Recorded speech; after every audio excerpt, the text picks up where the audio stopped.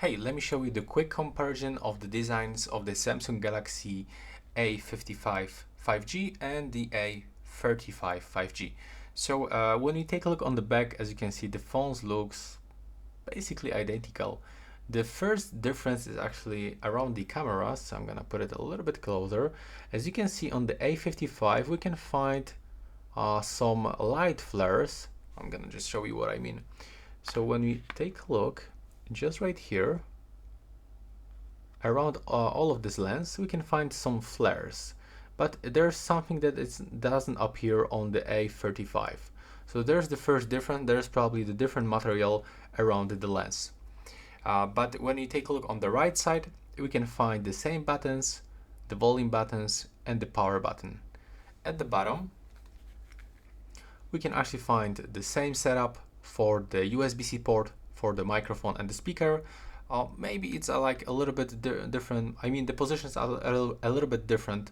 So it's like wider on the Galaxy A55 5G. No, this is actually the A35 5G. The microphones and the speaker is actually moved a little bit into the right side. And when we take a look on the left side, I'm just gonna rotate the phones. As you can see, there's like no difference. At the top, the same position for the SIM slot, for the microphone, and at the top, of course, they looks identical. The same, the same side bezels. The screen looks identical. I'm gonna just turn on this one just to show you that it really looks like this. When I try to compare the sizes, it's also the same. Take a look.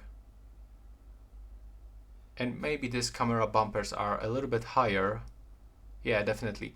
So when you take a look on the cameras, this on the A55 5G are a little bit higher than A35 5G.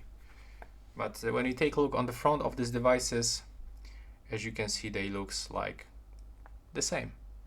So this is it for this video. Right now, please subscribe to my channel and see you in the next one.